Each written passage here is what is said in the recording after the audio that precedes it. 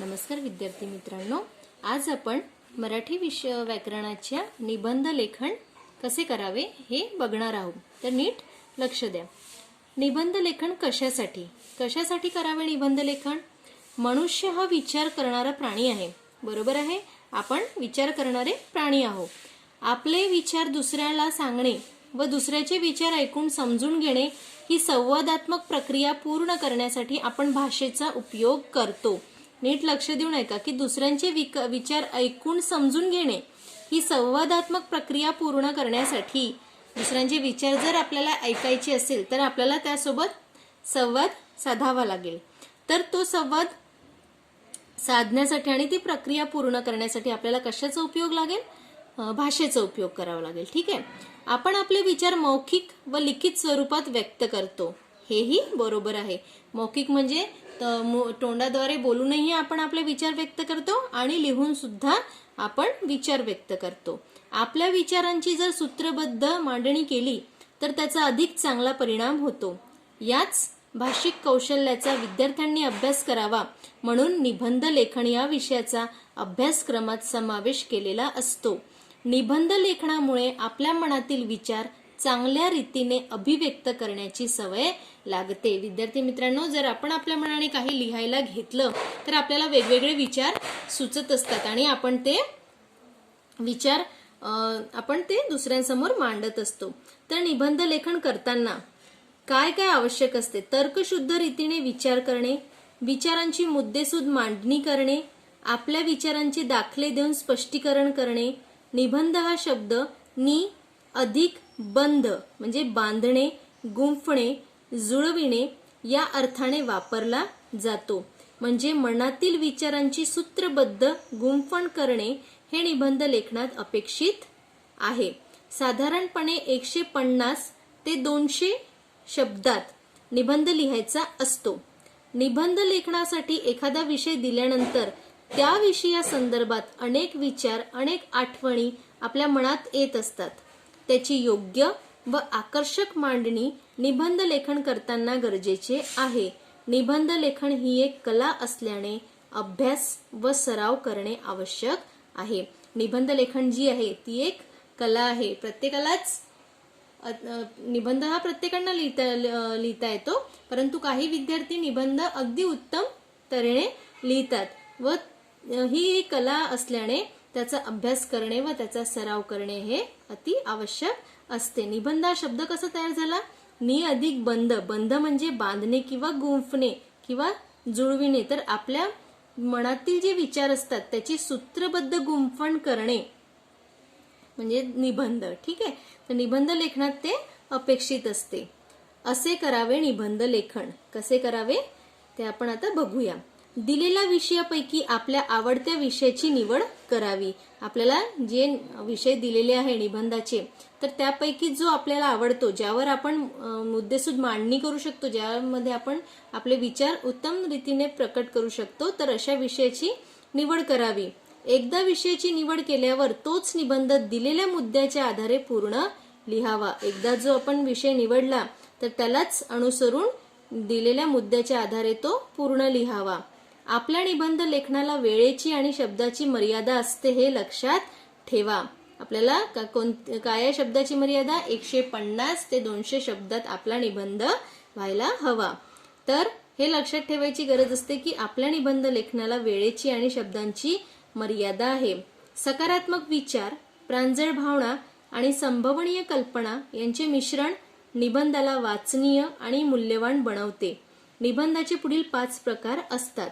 तर पहिला प्रकार आहे वर्णनात्मक निबंध, दुसरा आहे कल्पनात्मक निबंध, तिसरा चरित्रात्मक निबंध, चौथा विचारात्मक प्रधान निबंध, आत्मकथनात्मक निबंध. ठीक आहे, या 5 प्रकारापैकी यावर्षी अभ्यासक्रमावर आधारित पहिल्या 2 विषयावर अधिक लक्ष देणे गरजेचे आहे. ते आहेत वर्णनात्मक निबंध व कल्पनात्मक निबंध. ह्या वर्षी आपल्याला अभ्यासाला कोणते 2 विषय आहे? वर्णनात्मक आणि कल्पनात्मक. आता निबंध लेखन करताना खालील दिलेले मुद्दे लक्षात घ्या. निबंधाचा आरंभ. निबंधाची सुरुवात आकर्षक असावी. निबंधाची सुरुवात एखाद्या विषयानुरूप कवितेच्या महत्वाच्या ओळी देऊन, एखादा प्रसंग देऊन, एखाद्या महत्वाच्या व्यक्तीचे विचार देऊन किंवा एखादी म्हण अथवा वाक्प्रचार देऊन करता येते. निबंधाचा आरंभ कसा करायचा की निबंधाची जी सुरुवात असते ती नेहमी आकर्षक असायची. तर ती आकर्षक करण्यासाठी आपण एखाद्या कवितेच्या ओळी टाकू शकतो किंवा म्हण टाकू शकतो किंवा एखाद्या वाक्प्रचाराचा उपयोग तिथे आपण करू शकतो किंवा एखाद्या महत्वाच्या व्यक्तीचे जे विचार आहे तेही आपण देऊन तिथे आपल्या निबंधाची सुरुवात करू शकतो. तर हे सगळे मुद्दे तुम्हाला लक्षात ठेवायचे आहे.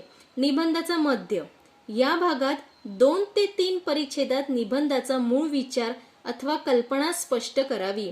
विचारांची पुनरावृत्ती करू नये. निबंधाचा शेवट कसा असावा हा आरंभ इतकाच महत्वाचा असतो. म्हणून शेवट नेहमी थोडक्यात व स्पष्ट स्वरूपात आशय व्यक्त करणारा असावा. निबंधाची भाषा आपल्या विषयाचा आशय परिणामकारकरित्या व्यक्त करणारी, शुद्ध, सरळ, प्रभावी अशी भाषा असावी. शुद्ध लेखन विरामचिन्हे, अलंकार, म्हणी व वाक्प्रचारांचा योग्य व कुशलतेने उपयोग करावा. थोडक्यात आपला निबंध वाचकाला व शिक्षकांना आवडण्या इतका प्रभावशाली व आकर्षक असावा. थोडक्यात काय सांगायचे आहे की आपला निबंध जो आहे तो आपल्या शिक्षकांना आणि जो वाचणारा आहे त्याला आवडणारा आणि प्रभावशाली असावा. निबंधाच्या प्रकाराचा परिचय करून घेऊ. आता पहिला आहे प्रसंग लेखन. या प्रकारच्या निबंधात लेखकाच्या निरीक्षण शक्तीची खरी परीक्षा असते. सूक्ष्म निरीक्षणाशिवाय प्रसंगाचे वर्णन नीट होत नाही. बरोबर आहे. एखाद्या गोष्टीचे जर आपल्याला वर्णन करायचे असेल तर त्या गोष्टीचे आपल्याला आधी सूक्ष्म म्हणजे छोटे छोटे त्यामध्ये काय निरीक्षण आहे तर ते निरीक्षण करावे लागते आणि त्यासाठी आपण अनुभवलेली, ऐकलेली एखादी घटना, एखादा प्रसंग, एखादा विचार, एखादी समस्या आपल्याला नेहमीच विचार प्रवृत्त करीत असते. अशा विचारांना, भावनांना संवेदनशीलतेची, भावनिकतेची जोड देऊन शब्दबद्ध केले तर तो प्रसंग वाचणाऱ्याच्या मनाला भिडतो. आपल्या भावना प्रभावीपणे मांडण्याचे कौशल्यही व्यक्त होऊन लेखन कौशल्याचा, अभिव्यक्ती क्षमतेचा विकास साध्य होऊ शकतो. प्रसंग लेखन करताना लक्षात घ्यावयाचे मुद्दे. प्रसंगाची, घटकाची मालिका मनात स्पष्ट असावी. प्रसंगाचे, घटनेचे निरीक्षण केलेले असावे. भावनांची अभिव्यक्ती स्पष्ट झालेली असावी.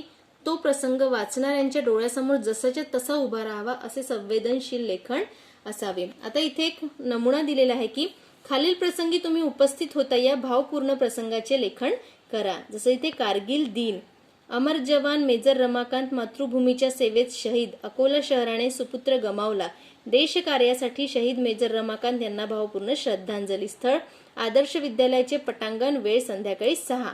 तर हे काय करायचंय की खालील प्रसंगी तुम्ही उपस्थित होता त्या भावपूर्ण प्रसंगाचे लेखन तुम्हाला करायचे आहे. यामध्ये वर जेवढेही मुद्दे सांगितले ते सगळे मुद्दे तुमचे यायला हवे.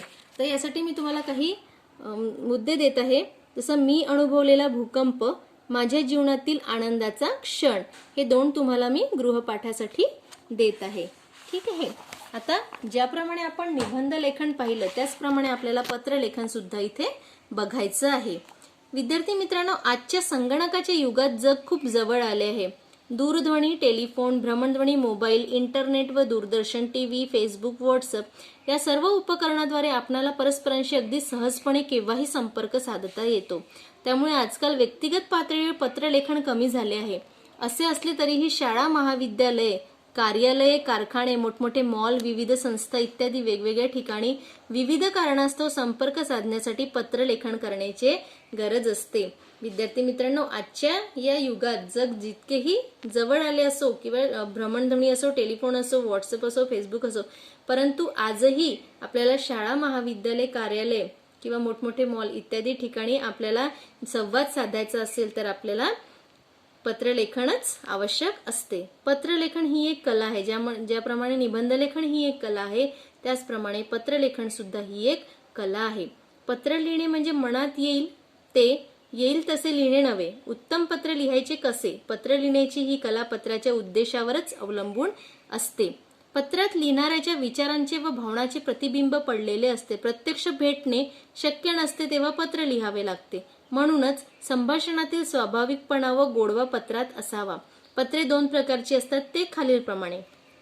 एक औपचारिक व्यावसायिक पत्रे फॉर्मल लेटर आणि दुसरं अनौपचारिक घरगुती पत्रे इनफॉर्मल लेटर.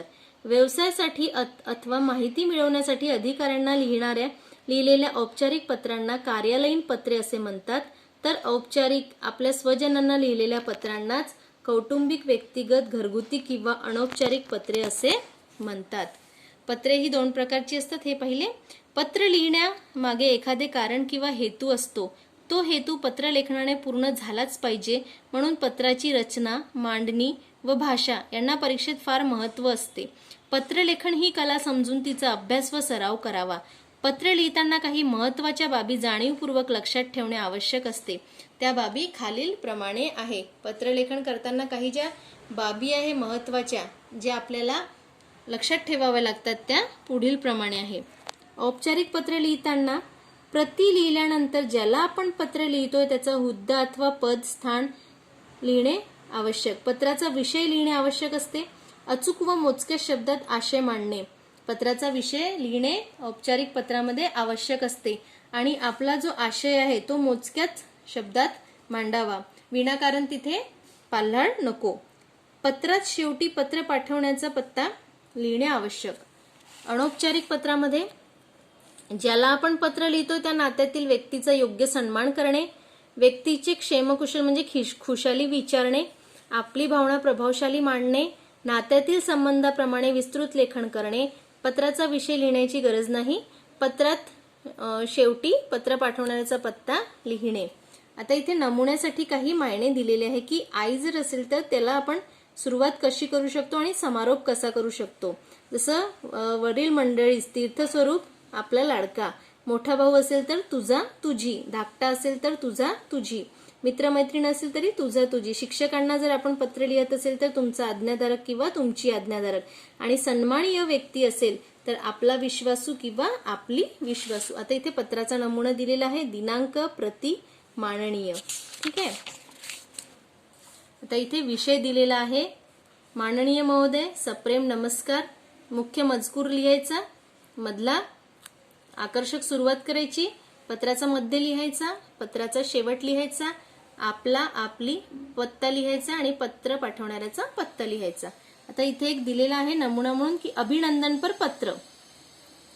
यावर्षी आपण अभिनंदनपर पत्र, मागणी व विनंती पत्राचा अभ्यास करणार आहोत. तर पत्र लेखनासाठी एक कृती आहे की खालील सूचना फलकावरील निवेदन वाचून संबंधित व्यक्तीचे अभिनंदन करणारे पत्र लिहा. हे फलक आहे. दिनांक 27 जानेवारी 2018, शारदा विद्या मंदिर, सायखेडा. अभिनंदन अभिनंदन अभिनंदन.